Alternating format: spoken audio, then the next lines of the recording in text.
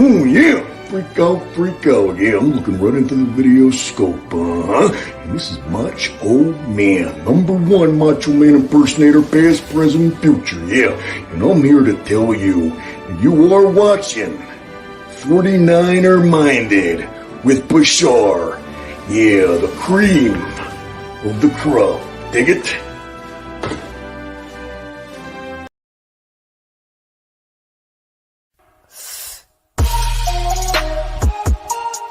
Come on. 49er Mind is It's not just a thought process, but a way of life.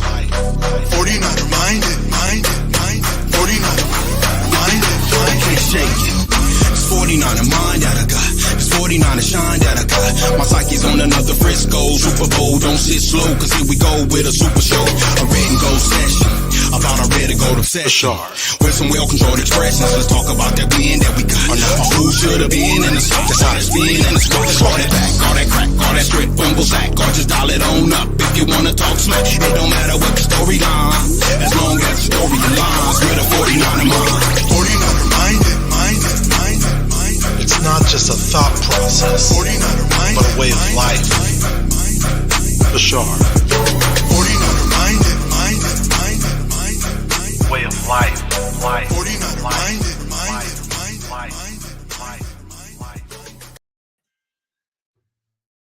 What is up, everybody? I know it's been a minute. Welcome to another edition of 49er Minded, where we get into the minds of 49er fans. I have a very special guest on here who's been on here before. Happy to bring him on because he's a great guy and he definitely knows his 49er football. What is up, SwanSong? How you doing, bro? What's up, Rashard? I'm doing pretty good. Dude, that video that you have, the intro, it's so good. Like, I can't ever get tired of seeing it. It's like the best one. The new It's like the 49er best Minded one of song. all the streamers. Yeah, dude. Yeah, shout out to 49er dude, who's the rapper on that track. He's been on the show before. I actually had the pleasure of meeting him the night before the Seattle game. I also met him at the tailgate too before the Seattle game started. I think he's in Atlanta right now. And if he's watching, shout out to him. He'll probably watch later. But thank you, appreciate it. Yeah, the editing is like on point. Yeah, I So didn't good. edit that one. I did the original one for my original intro. That one I didn't do. I had some help on that one. So yeah, but you know that Very good. definitely whoever did it, the guy who did it did an excellent job. If you want to get in touch with him, I can get you in touch with that guy as well. Yeah, man. So we're coming off a victory against the Carolina Panthers. You know, I haven't been on in a minute. My laptop, unfortunately, sometimes electronics don't do what they want you to do, and that's what ran across. That's what I had happened to run across. You know, I had a nice laptop that I paid some good money for, and lo and behold, once it stops working, and you end up, it got to a point where the repairs were going to cost just as much as buying a new one, or possibly even more. Got a great deal on it, so here I am back, and SwanSong's with me. How you doing, SwanSong? How's everything going, man? It's going pretty good, man. Family's out. They should be getting home pretty soon. They're at a nephew's birthday party that I got the pass on. Not having to go. Yeah, man. It was funny because my sister asked me, "Is like, hey, we're going to mom's this Saturday." I go, "I can't. I got I got a birthday thing." And then I posted on Facebook that all I was doing today was going to be playing Tecmo Bowl. And she's like, "I thought you had some birthday party to go to." And I go, "Yeah, I got a pass." So here I am. That's funny. Yeah, it's pretty. Yeah, so every now and then, family runs into your plans and things you got to do. I know how that is too. But yeah, so I mean, we beat the Panthers. They're obviously, it's not like anybody was going into that game thinking we were going to lose. You know, we're obviously the stronger team, the stronger roster. Obviously, it was an away game, but it was an away game played at freaking 1:00 in Carolina. So I mean, it was almost like a night game for us if you think about it. So it wasn't like we had to worry about the travel time and the hours being off for our team, and that helped us a lot, I think. And just the fact that we were playing less competitive team, that also helped out. So we got some people in the chat. The little last minute show that we're putting together here. I finally got my new laptop, so hey, I'm live right now. Bree's game here is scratching his head thinking about something. We got Dick Nasty. That's a funny name. Says, "What's your ad?" He wants to know my address. I don't know why he's probably mad at me. He wants to fight me. David McNew says, "What's up, Bashar SwanSong? Falcons up this week. Can't overlook these dirty birds." Actually, there's a lot of Go ahead. No, I was just saying. I was just saying, hey, what's up, David? That's it. Oh yeah, David's always on here, and just a really good dude. And there's a lot of 49er fans over in Atlanta right now. Actually, some fellow content creators over there. I believe John Chapman's there, Wayne Breezy's there, the Real Talk Niner Talk crew's there, Silverado Kev, all those guys. There's a whole bunch of people actually. Dude, it's crazy Yeah. because I don't remember like any season where it's like, I mean, last season is great too, but this season, like, people mean Niner fans mean business, man. They're going to every stadium. So like, I've never seen this in all of sports, right? At least American sports. Um, and I'm surprised there's not like a national story about it. I mean, it's like, I'm surprised the NFL has not made a story of like how well the 49ers travel. It's crazy. I mean, the one time I do remember where it really, really stood out was when we played the Cowboys that one year, the last year with Harbaugh. And the Right, camera, right. the broadcasting crew made it a point to say, "Hey, look at how many 49er fans are here up in Dallas." Which tripped me out. It looked like a 49er home game. It was crazy. But yeah, the Yeah, well, 49er fans do an excellent job of traveling, though. You're right. yeah, they call there's a name for that. There's a name for that day when the Niners invaded Cowboy Land. I can't remember what they call it. I know the Cowboys call it something, but the thing about it this year is that it's consistent. It's like, I think the whole year is going to be like this, where we're just filling like anywhere from 30 to 50% of the seats. I mean, probably won't be like that for like some of the. I'm trying to think of it. What are the away games we have left? Arizona's in Mexico. There's no other big teams that we're playing away that we're not going to. You know what I mean? Like, if it was against KC at KC, yeah, that's probably not going to happen. It's probably hard to tell anyways because they're a red team.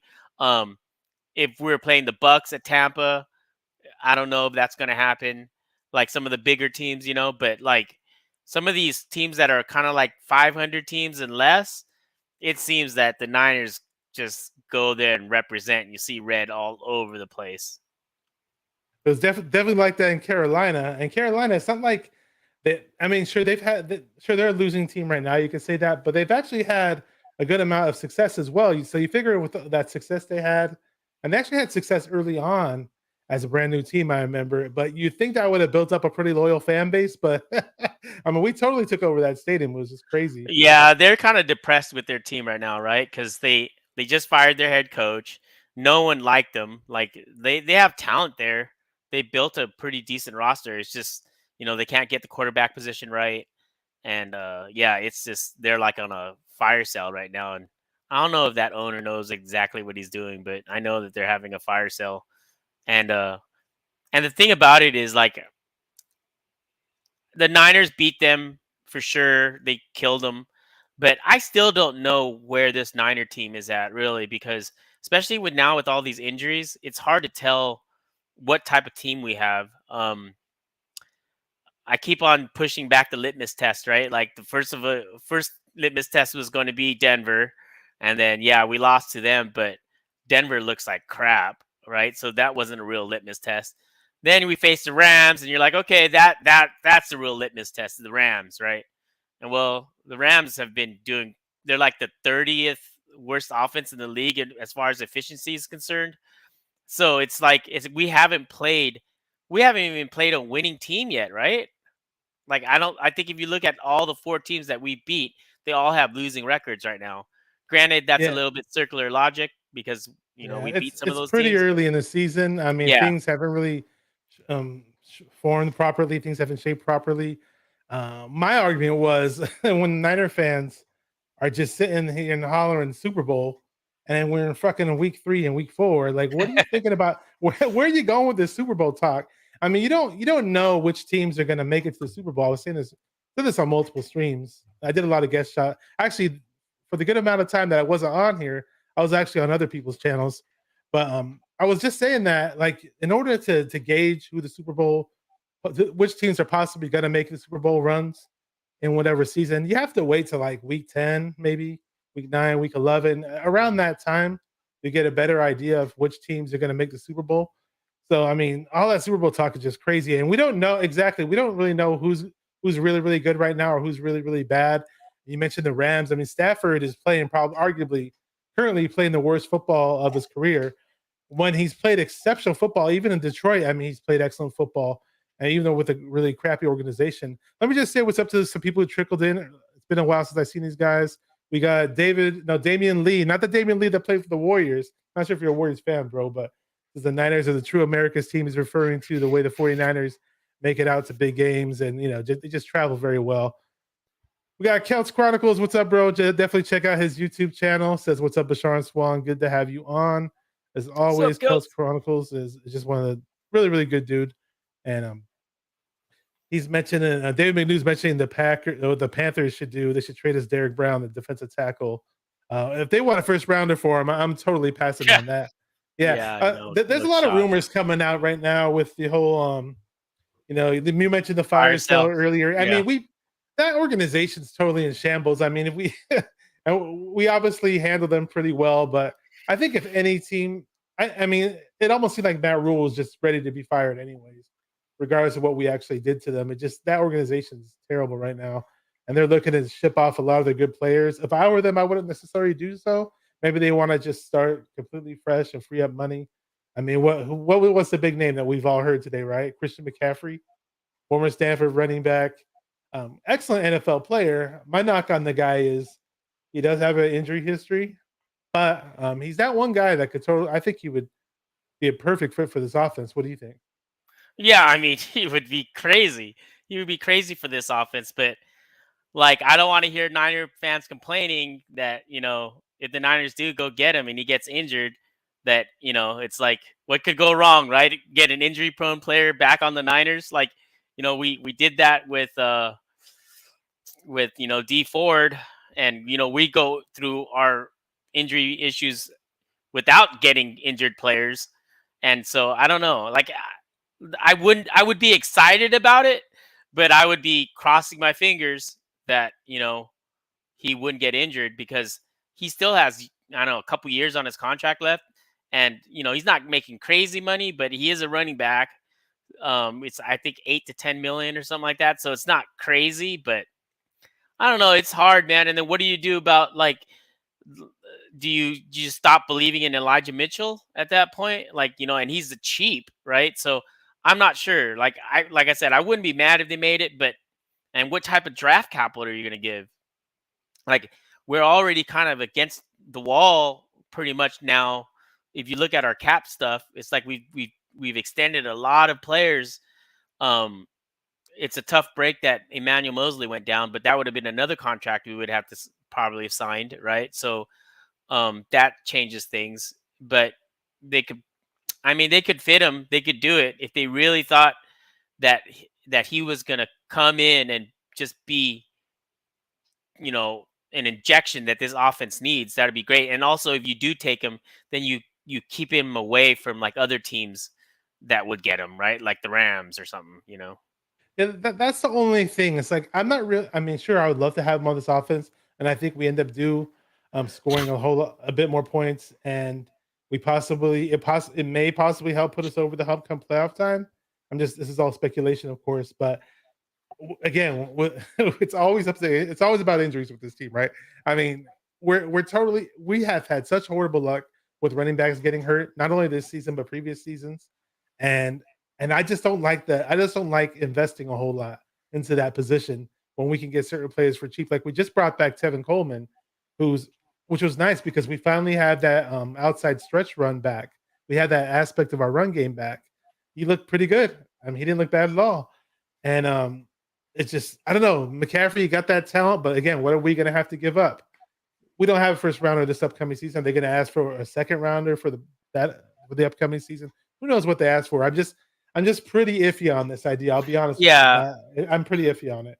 And then on top of the thing, it doesn't solve our fundamental issue, right? Of, like I mentioned it before, Jimmy's done a little bit better job this year of throwing outside the numbers. So that's kept teams, loading the boxes as years pass. So that's good, right?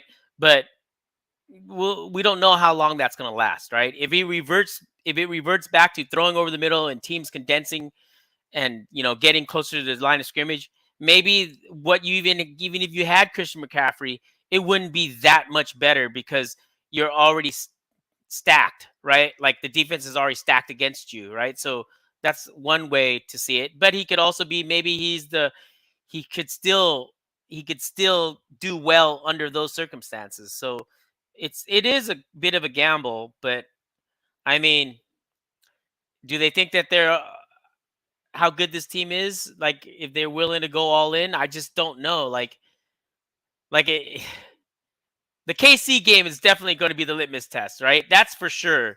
Like if any test that we're going to get, it's the KC game is going to be the litmus test. And I think when it comes down to it, maybe the whole entire NFL is just not that dominant, right? Like as far as there's a lot of parity right now, you could make an argument for like maybe a couple of teams, like you know, uh, the Bills, obviously, right, and then KC, yeah, Tampa is still going to be strong, even though their offense is struggling right now. But I think once they get their weapons back, they're going to be deadly again. Like they get their weapons back, Brady gets in, his rhythm of things. Tampa's going to be a scary team. And then if the wide receivers and Aaron Rodgers ever, get in touch, I know that they're missing a couple guys on defense. I know Jair Alexander's been out. But that's going to be a good team if they can get because their defense is really good this year. Yeah, there's been a lot of strange parity that's been happening these first few weeks. Just a lot of odd things, and even like you can even think of like Seattle. Like when we played Geno Smith, that was probably arguably the worst week of Geno Smith. Maybe week 1, but I mean since then Geno Smith has looked pretty damn good. He is lighting up the stat line. I'm surprised. Yeah, it's remarkable. Yeah, it's pretty remarkable. He doesn't have a defense though. He doesn't have a defense. That's the thing. Though. Seattle's defense is like the worst I've seen in God knows how long. I mean, it's just freaking terrible. Yeah, you know what though? I don't want to talk too much about the Carolina game, but I'll mention this though. Obviously, the defense did its thing. Defense is just electric this year. We don't even need to talk about the defense because they're just amazing and arguably number one defense. It's funny because when Trey Lance was having certain struggles in the camp, many people were saying like, "Well, he is playing against the number one defense. You guys do know that, right?" And then people are like, "No, that's not the number one defense." What do you say now? Is it the number one defense? It looks like the number one defense to me. So, and not only that, a number one defense that knows what you want to do, and questionable that they even might have the script for that day and what the offense is working on. So it's like not only number one defense, but number one defense that knows you really well and that might know what every play that you're running. Definitely. I was going to say though, the unsung hero of that game, or heroes of that past Carolina game, and I liked what they did in the previous game too against the Rams. It's been backs against the wall for the offensive line. You not only lose Trent Williams, who arguably is the best left tackle in the NFL, and then you lose his backup, Colton McKivitz, who's a pretty decent backup. I never had a problem with the guy. He looked pretty decent last year when he started last year in replacement of Trent Williams. And we're throwing in Jalen Moore at left tackle, who looked terrible in training camp, who many 49er analysts in camp repeatedly said that Jalen Moore is not an NFL tackle. He should be playing guard. He's playing completely out of his position. But, I've had this conversation with so many people before the season started, and because the whole worry was about the offensive line. And I said, look, offensive line looks terrible in preseason, looks terrible in training camp. But for whatever reason in this Shanahan regime, once the season comes around, regardless of who gets hurt, regardless of what the offensive line does before the season starts, for whatever reason, Forrester and their offensive line coaches find a way to get it done. And right now, the offensive line looked excellent against Carolina Panthers. I mean, Jalen Moore had one play where he looked like a matador or a turnstile, and I get it. He's going up against Burns. But in general, that offensive line played really, really well. And the run blocking was definitely there. More often than not, Jimmy G had more than enough time to throw. I mean, when did you really see Jimmy G under pressure in that past game? Not too often, Even the previous game against the Rams, I mean, and I don't know how long I don't know if it's sustainable either, because this is a young group of offensive linemen and they're obviously inexperienced, and they're new as a unit. And we even got to the point where we started, if you notice, Brunskill is starting to get some reps, where Burford's playing from time to time. They kind of do a little bit of a rotation, which is kind of odd. Even towards the end of the Carolina game, they were throwing in Brunskill where Banks was. Not sure why they're doing that. I know Shanahan's a Brunskill guy, but I mean, people were doubting Banks, people were down in Burford, and people were extremely. Everybody was down in Jalen Moore. But in relief, Jalen Moore's looking pretty good, and the offensive line looked really, really nice last week. What'd you think? Yeah, I mean that you nailed it. Like everyone was so worried, and I think one of the things is I think in training camp, they're working on things on the pass offense. They're not really scheming a play like to cover their weaknesses, right? They're just working on stuff, right? And they're going to see who wins at offensive line, who wins at that, but they're scheming to practice a bound of plays to improve like the quarterback position or the wide receivers, like those important things that they need to get down. And then once the games actually start, I think they're more mindful of where their weaknesses are at, and then they scheme and to mitigate those weaknesses, right? Whether it's getting the ball out quick, whether it's having Kittle, block, because in training camp, where you're gonna have Kittle block the whole time like he does now, like not only do you get him injured in training camp, but then he doesn't get to work on being a skilled position player, right? So I think it's a lot of those things. If you notice, like they're running a lot of two tight ends this year, more than I can remember. And you're seeing Kittle in the background. I don't know how many times I've seen him this year, just consistently helping with the blocking. So I think the offensive line is great. The fact that running the ball this year has not been as hard as it looked like last year. And then this is with Jeff Wilson Jr., although, he's made, you know, he's gotten healthier, so that's good.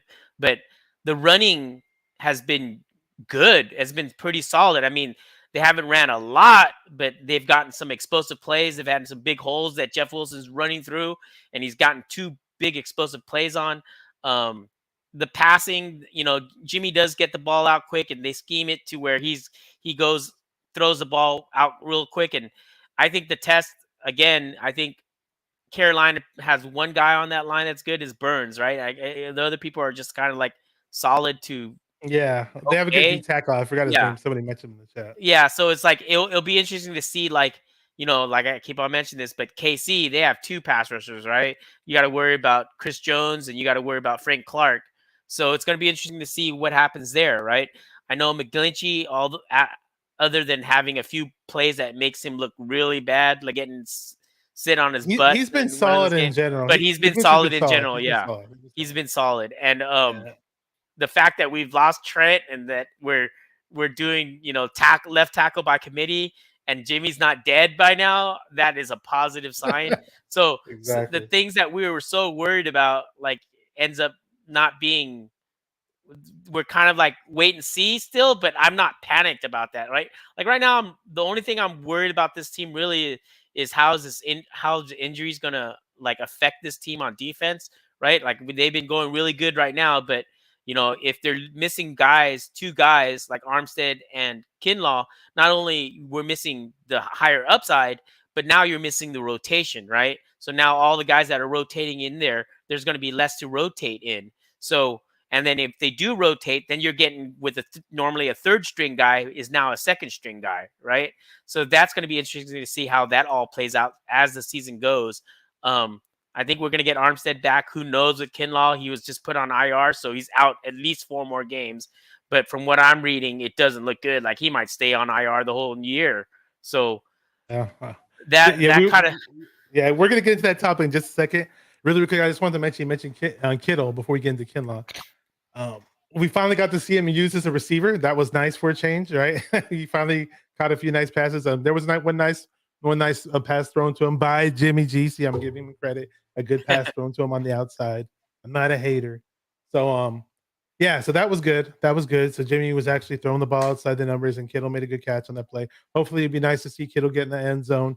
In the Rams game, I thought he pass blocked a whole lot more. He only pass blocked 3 times in the Rams game. So hopefully, we see less of him helping. Put in Charlie Warner to help as a blocker from time to time. I don't mind. I just want to see Kittle out there running more routes. And we do got to talk about Kinlaw because this whole bust label that people were kind of giving him early on, it's turning into reality. Actually, it's not fun. I don't know what to do. I don't know whether to laugh or cry. I mean, it's like we're almost conditioned to this. I think you alluded to this once. We had a conversation. You made a reference to a frog. You could probably do a better explanation of it. But as 49er fans, it's like the organization almost conditions us to like terrible things that happen in the future. Case in point, this Kinlaw stuff. Yeah, it's crazy because oh yeah, it's crazy because it's like what you said is like the boiling frog experiment, right? So you put a frog in, you turn the temperature up like a couple of degrees every 30 seconds or whatever, and then the pot will be boiling and the frog won't even know that it's boiling, right? Because you've done it slowly, right?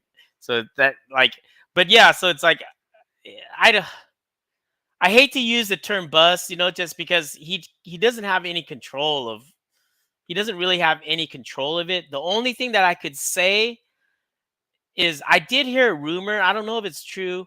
I heard it like a year ago that Kinlaw doesn't do doesn't get in the ice bath.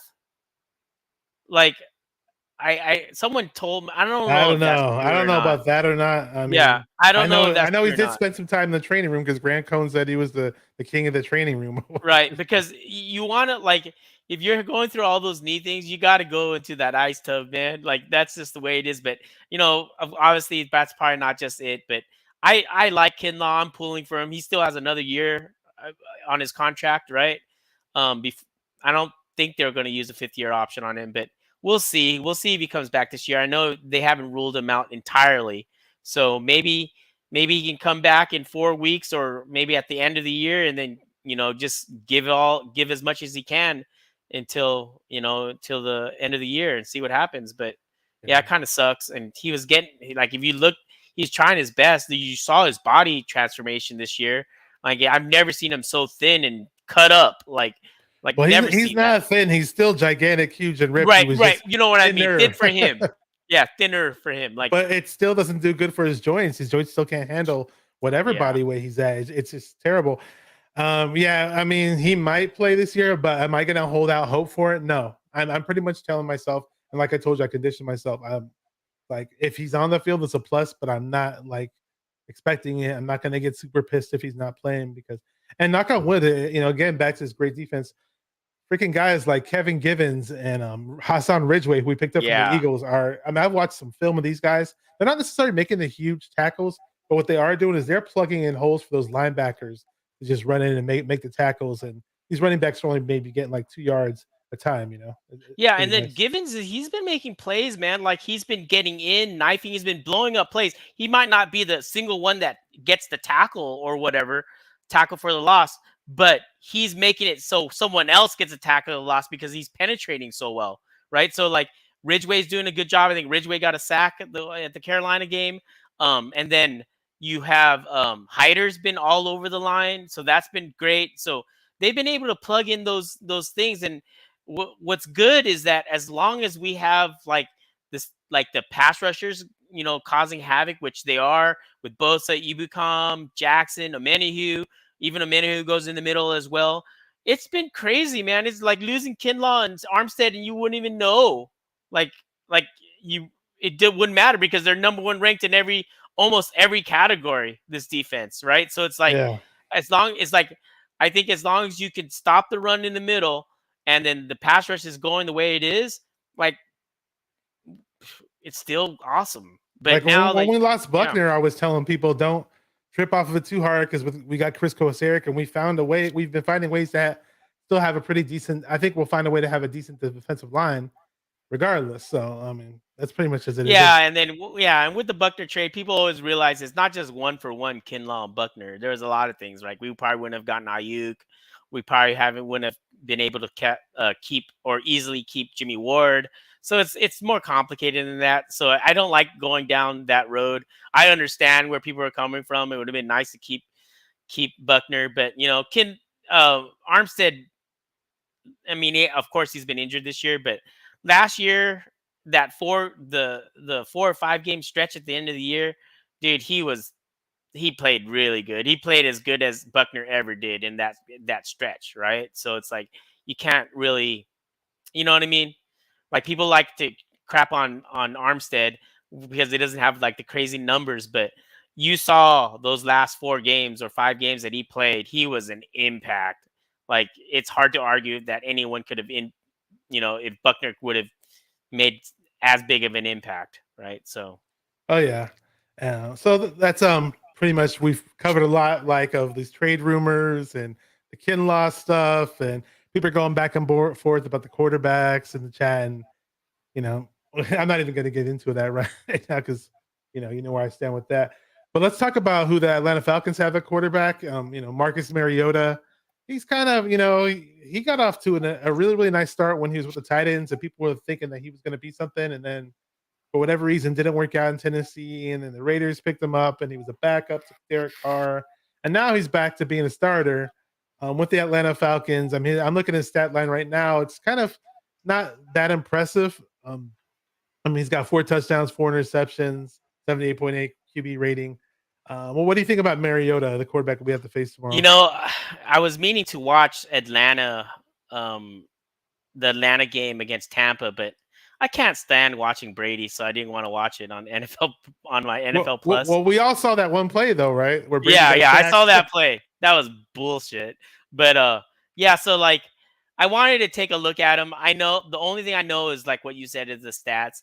I know that they're predominantly a running team, right? Like they're ranked pretty good in the running game, but they don't have Cordarrelle Patterson. I don't know what the flaws of Mariota is. I'm guessing they don't have a lot of weapons there. Kyle Pitts has been out. Drake London is not a separator. He's just a guy that you throw it to and he catches it. I like Drake London.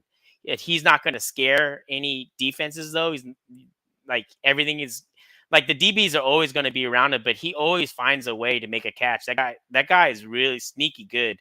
He kind of reminds me of what's the dude in Tampa? Who's the main wide receiver in Tampa?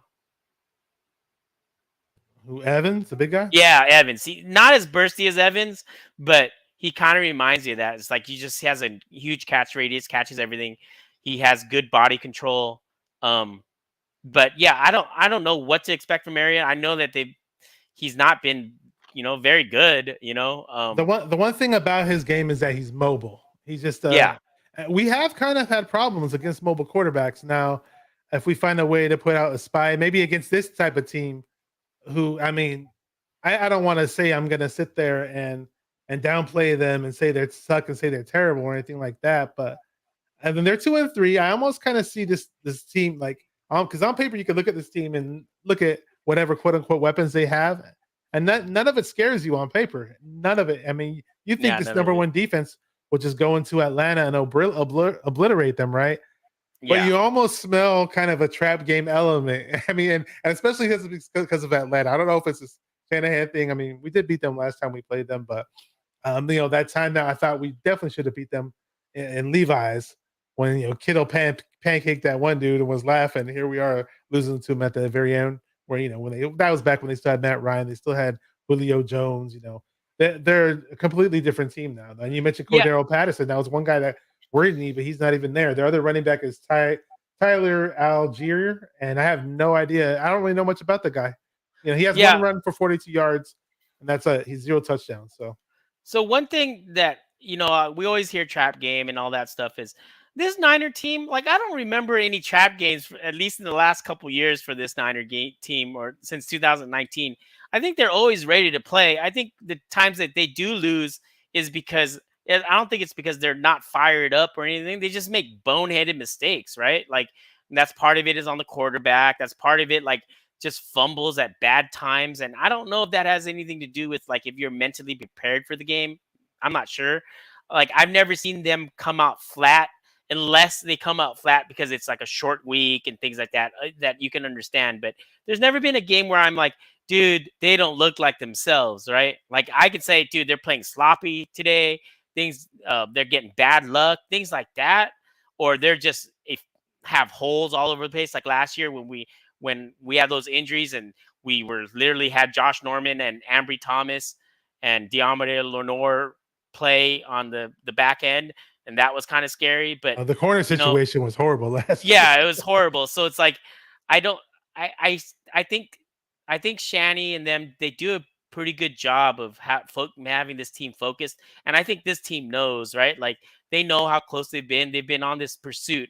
and they grind out games, right? So it's like I think I never see them not be like in it, and like how many times have you seen the Niners get blown out in the last few years? Like, don't count 2020 because It's that so was a rare. A blowout's crap. really rare for this team. Yeah, that was a crap year, right?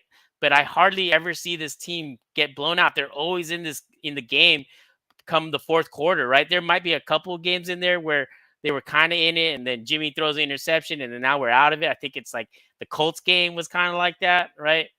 Or I want to say the Arizona game was kind of like that. I one play, and it's like, oh shit, it's a blowout.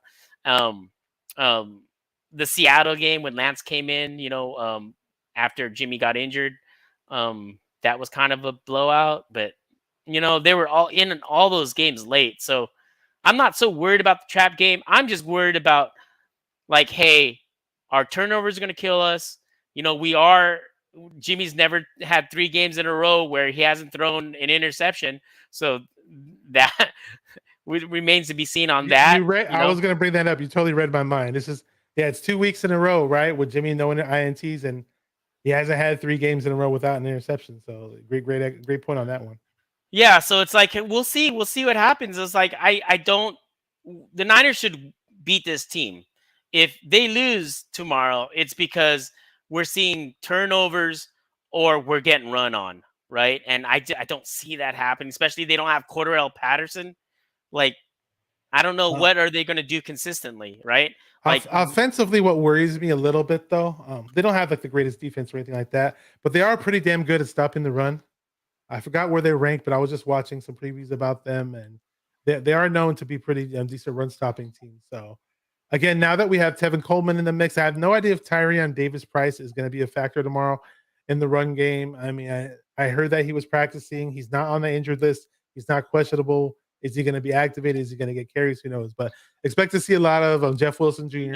And Coleman. Yeah. And Coleman and Wilson Jr., I don't know what we were doing early on, but the guy's not a bell cow. I mean, we were sitting there running him like crazy for 4 quarters of football, and he's not going to give you 4 quarters of good football. He's not that type of player. Yeah, I think.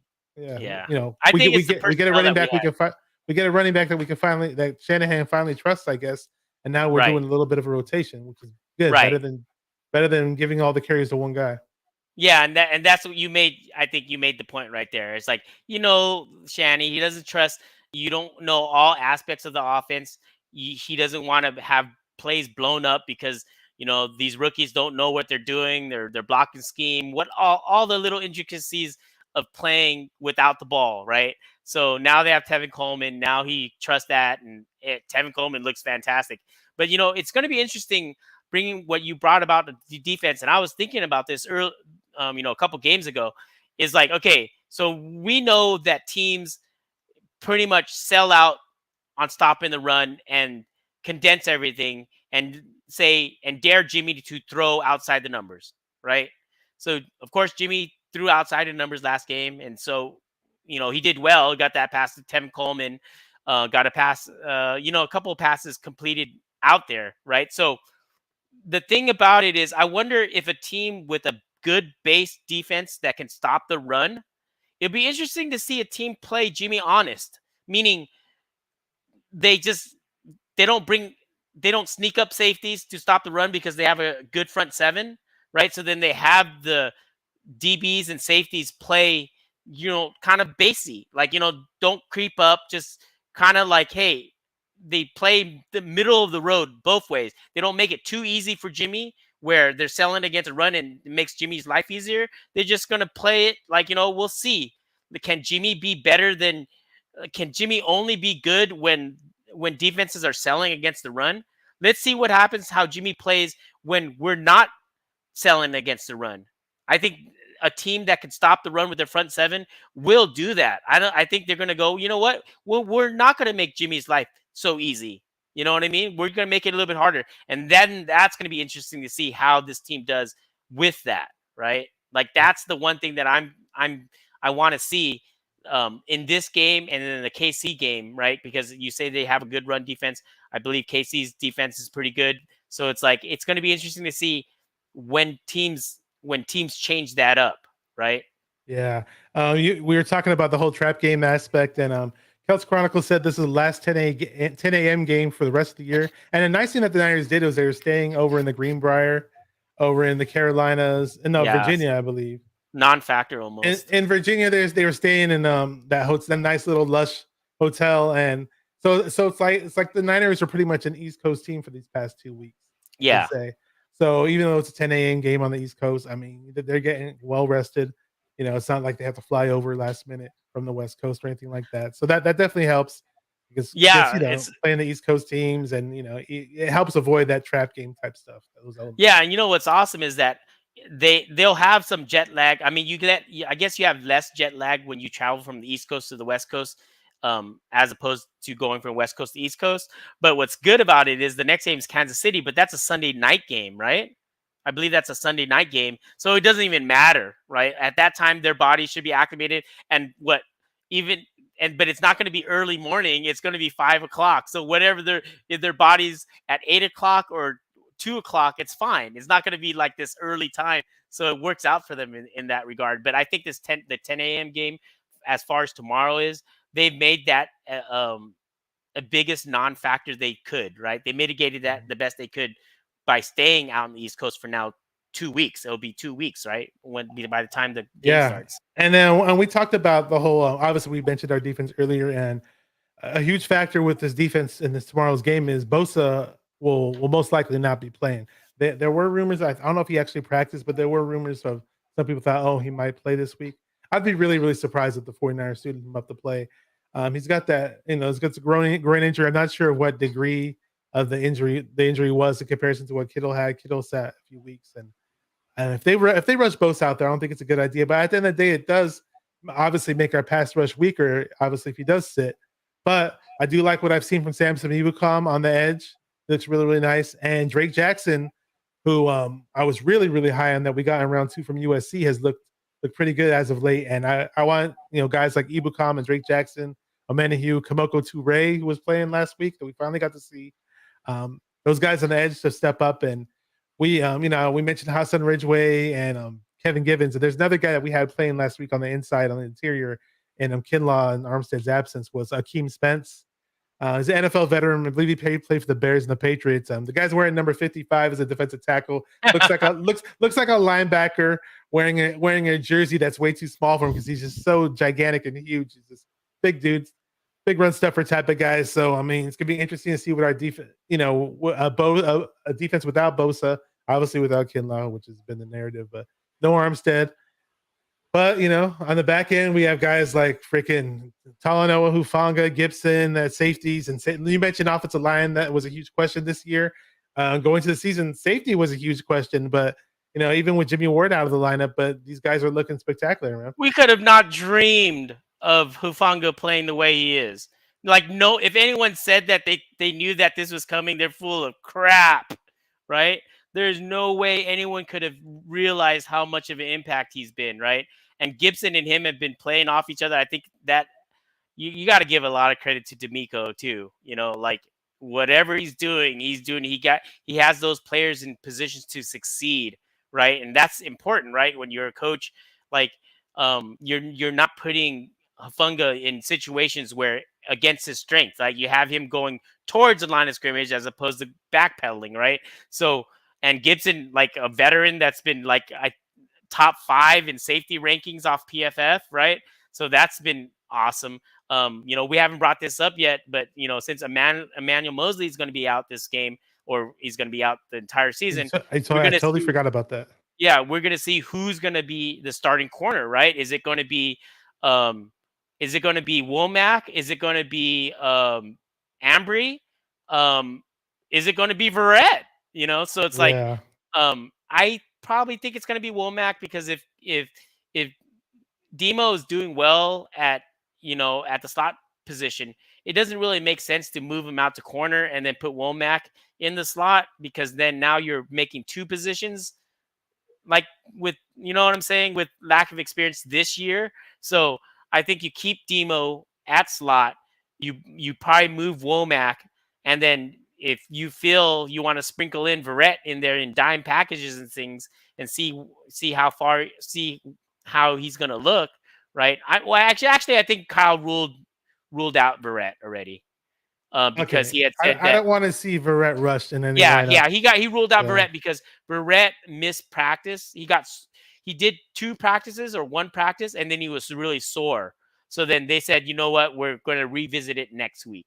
So when I hear that revisit it next week, that means we're going to rest him until practice next Tuesday or Wednesday, right? So I think it's either going to be Womack or Ambry that we're going to see starting. It's probably going to be Womack since he's been playing more than Ambry. Like I don't know if Ambry's even has been played as a defensive back this year. Maybe a few plays I think I've seen him. He's been in special teams, but I've seen Womack more often than I've seen Ambry this year playing cornerback. Oh yeah, Submit in the chat says Womack with exclamation points. Sounds like he's a fan. Should be. We loved what we saw in Womack in the preseason. He was looking like he was ready to be the starting nickel, and all of a sudden they liked what they saw from Diamador Lenore. Last game they were mixing in 2 of them, both of them actually at one point, which was cool. I'm okay with both of them playing. SG Sports Talk Channel says, "Hi Bashar, how you doing, bro?" And there was somebody I missed earlier in the chat. Where is he at? I think Corey. Where's Corey at? What's up, Corey? Says hello, 49er. My name is Guess. That's SwanSong right there. Shout out to SwanSong. If you guys want to follow SwanSong, I have his Twitter information up in the description box of the video. So yeah, it's gonna be interesting because I definitely never want to see Verrett rushed out there because we all know his injury history. Yeah, Obviously he's a talent. He's good and he's a local guy. I like him. I just don't want to see the guy rushed. But it's a nice insurance policy. It would be nice to see Womack out there. I was calling him Samuel, who's the Mac in preseason, because there's a reference to an old Ice Cube song. I'm not sure if you know it, but yeah, he was looking really nice, man. So hey, it'd be nice to see him out there, and hopefully the pass rush can be pretty effective minus Bosa. Yeah, and I think with Womack out there or Ambry or whomever they put out there, I'm guessing how they'll play it out. D'Amico will probably have Gibson probably do some babysitting on that side. You know what I mean? You know what I'm saying? Like instead of having him just kind of like what they did last year, right? When they had safety nets, right? When Ward and Tart were pretty much just playing too high and being like the safety nets for when we had Josh Norman and Ambry. So I think we might see some of that early on, right? And then we'll see how that works out. And then this team is so deep, right? Like this depth is really helpful, and they've been able to bring in, quality backups that have done their job. We just can't take any more injuries, dude. Yeah, that Like Mosley we thing really got me can't. big time. I mean, Mosley was playing in front of his relatives, having Yeah, it arguably sucks, the best year of his career. A pick six, a pick six, a Pro Bowl type season, and next, boom. And it's about that turf. That turf is terrible. All turfs are terrible. Yeah, they got to play on turf again this week. If it happened on grass, it probably wouldn't have been an ACL tear. Yeah, and they were saying Aaron Banks has knee tendonitis because of the turf now. Oh really? He's dealing with that. Really? Yeah, Okay. He's dealing with, and that's probably one of the reasons why he got pulled out. Like when you saw because towards the end of the game they put towards the end they were putting in Brunskill. So that sucks. They got to play on turf again for this game. I wasn't even thinking about that. I think they have to play. Like I think they got to not play Bosa unless he's 100%. Just don't do it. Yeah, I wouldn't rush it against a team like this. Team I would not do it. Yeah, because even if we go 3-3, like I expect the Niners to win even without Bosa. But even if we lost, like we went 3-3, and assured that Bosa is going to play the rest of the season, right? Like or not have missed any more games. Like if we lose Bosa for 4 or 5 games, that's going to hurt us, dude. That's going to hurt us bad, right? Well, basically, if we lost, we take a step backwards to take a few steps forward. So. Right, yeah. So it's like, don't take the chance. And I still think that, I'm very confident about this game. Thankfully, the Niner players don't care what I say or how fans feel. Like they're a really good coach team. I think as far as when it comes to that, I think as not only coaching, but I think that locker room knows what's up. It has a lot of veterans, and they know how you need to play to win games in the NFL, right? And I don't think it's going to be because of lack of effort, right? If they lose tomorrow, it's going to be execution. It's going to be based on execution. It's going to be if they make the plays, don't make stupid plays. I remember the Niners have a really good record. Well, teams have a really good record when they win the turnover battle, but especially the Niners, like they have a really good record when they win the turnover battle. So it's like I think we should see a good win tomorrow. I think it should be a solid win. I think so too. Before we get into score predictions to close this thing out, funny comment. SG Sports Talk Channel Chardal says it's great to see SwanSong when he turns on his video. I know you've done some streams where you don't really show your face, and it's always better when we see who we're talking to, you know. And there was something that Kelts Chronicles had put up. Oh yeah, earlier he mentioned Dante Johnson. We were talking about the cornerbacks. There's a great Twitter account that I follow called Dante Johnson Island, and that it just has a nice ring to it. It's funny, you know, a reference to Revis Island. And Dante Johnson's been kind of ragged on a bit from Niner fans, but hey, he's found a way to stick around, and he's not the worst fourth cornerback you can have on your team. I mean, if that's where he is at on the depth chart, he's actually on the practice squad right now, so I'm not even worried, dude, about the whole Dante Johnson thing. Role players like that are awesome, especially when they can come in and actually make an impact or not crap the bed, right? So he's proved that last year that he could go in and be solid. Like he was, you know, he's proved that. He did that in the NFC Championship. He did that in Week 18, I believe, against the Rams.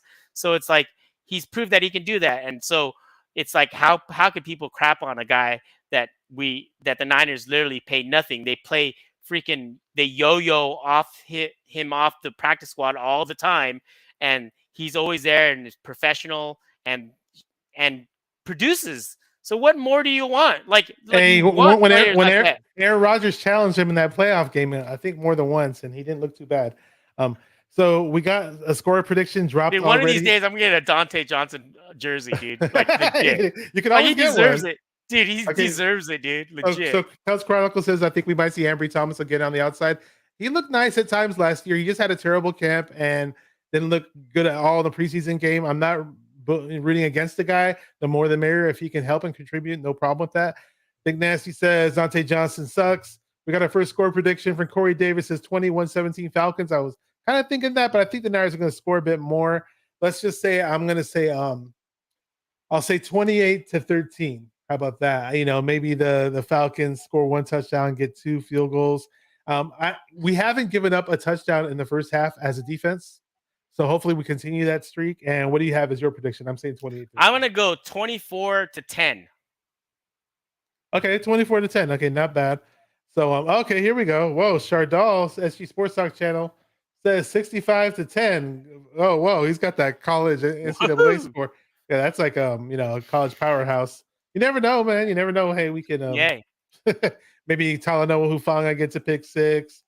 You know, Gibson gets a pick 6. Freaking Fred Warner, and we just rack up the touchdowns. And Ayuk gets his, Debo gets his, Kittle gets his, and you know, maybe one of our offensive linemen scores a touchdown too. Hey, they have all 65 points.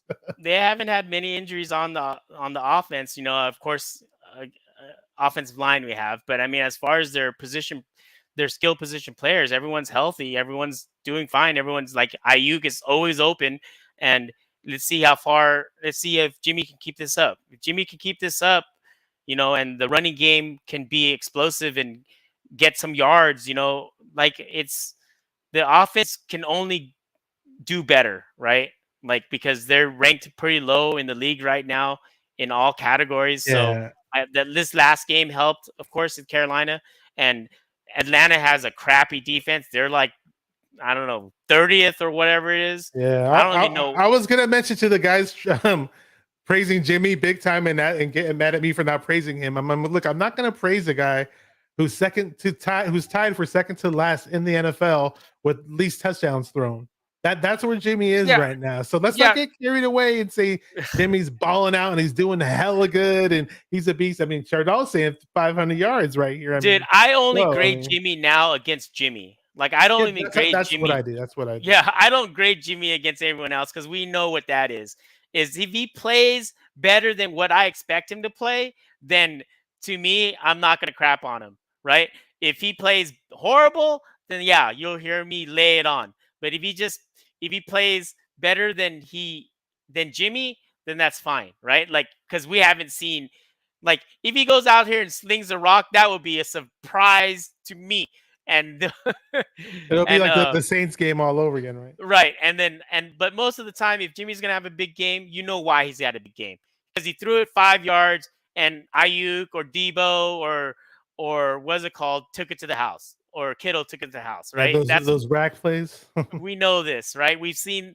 It's not like we don't know who Jimmy is, dude. He's not all of a sudden going to be, like like using a bad basketball analogy, someone that is a perimeter shooter starts. No, I'm sorry, a low post shooter, a low post player. All of a sudden is now hitting threes from all over the perimeter, like Shaquille O'Neal's turning yeah, Curry overnight. Yeah, exactly. That ain't gonna happen. Yeah, definitely. So we're gonna close this out, guys. I just want to say thank you to all the chatters here. We got a guy SG Sports Talk channel. He's just going off. He says Mariota sucks. Yeah, you can kind of say he sucks, but we don't have the greatest quarterback either, right? I think this game, if we overlook our opponent, it's not a good idea. But again, thank you for all the chatters. You guys were awesome. It's a last minute show that we put together. SwanSong, I really, really appreciate you for coming on. Again, last minute guest, but you do a great job every time you come on here. And anything else you'd like to say before we wrap this up, bro? No, man, I'm looking forward to finally. I don't like last week. I bummed me out that I had to wait till 1 o'clock to watch the game. Now I can just wake up and have breakfast, have coffee, and next thing you know, the game's on. There you go. Can't wait. Again, thank you, SwanSong. It's always been a good one. I'm looking forward to have you on again in the future if you're up for it, man.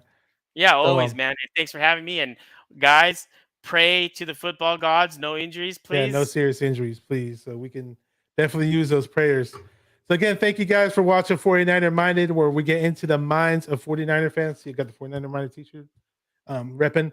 And yeah, it's been a while since I've been on here, but hey, I'm back. I finally have my equipment back to where I needed to be. My computer took a dump, but we got a whole new computer, all new equipment in the running. If you guys want to donate, there's always the Venmo account that I'll post in the description later. It's on my other videos, and I'll post it in the description of this video when the stream's over. Thank you for watching 49er Minded. Keep repping those 49ers and stay 49er Minded. Peace.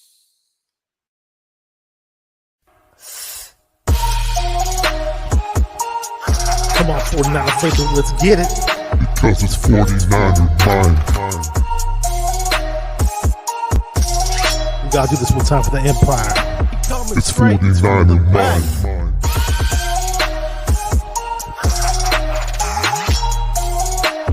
It's 49er mind. We gotta get that brick by brick real quick. 49er mind. Yeah, yo, we can't listen to them haters, man. 49er mind. We from the Bay. 49er mind. We them San Francisco 49ers. 49er mind. We got that red and gold blood inside us. 49er mind.